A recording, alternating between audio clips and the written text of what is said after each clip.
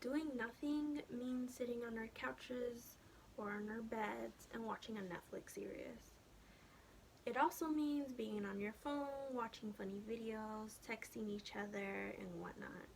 But that's not really doing nothing. What we're really doing is distracting ourselves. What we consider taking a break on our phones is not doing nothing. We're falling into what's called a productivity cycle, which is a cycle of nonstop breaks, and we just keep working our minds over and over again without any breaks in between. According to an article from SC Health, when distracted, our minds jump to the most obvious answers when trying to solve problems. But once you take the time to exhaust those options, you end up thinking of breakthrough intentive answers that can lead to some life-changing ideas. I took the initiative to test this out.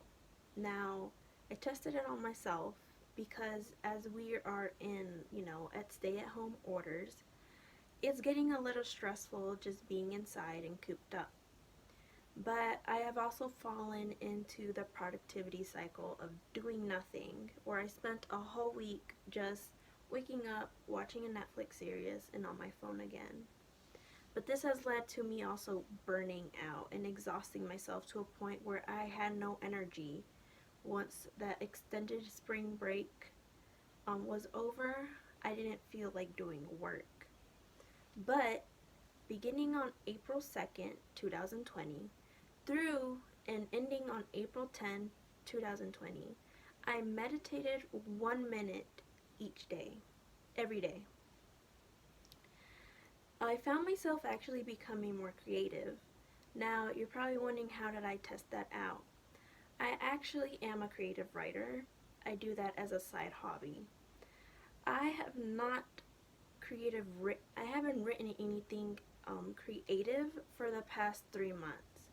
I felt myself exhausting in homework and my job that I no longer have.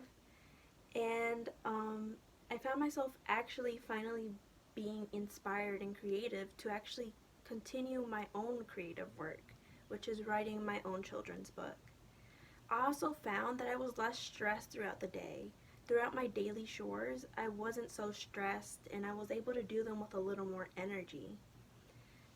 Now, this was my experience, but according to Megan Blanford from Headspace.com, claims that nothing gives your brain and body to a chance to restore and recharge. I found that very true.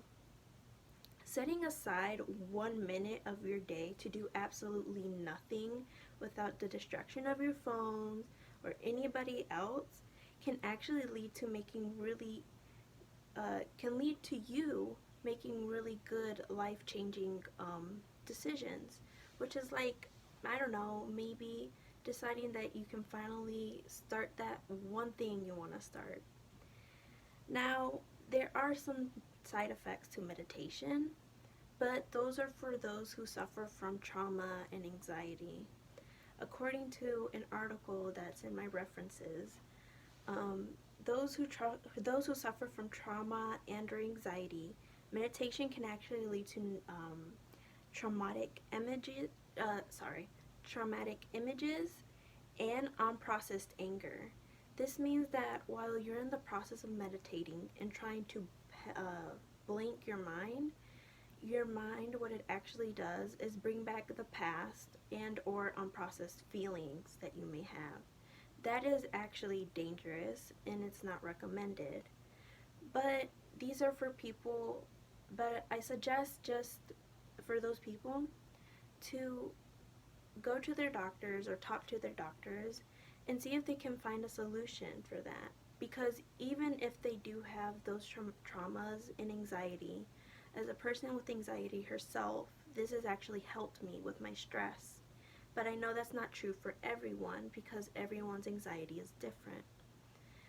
But even then, I still suggest that 1 minute of our day, to take 1 minute of our day to do absolutely nothing is a little life-changing, even if it's just one step at a time. Especially in these uncertain times where we're cooped up and in that stay-at-home order, we need to remind ourselves that we're still living and breathing. We're still here, and we still need to keep going, especially for our families and ourselves. We need to ground ourselves and feel the floor under our feet. And we can do that by doing nothing.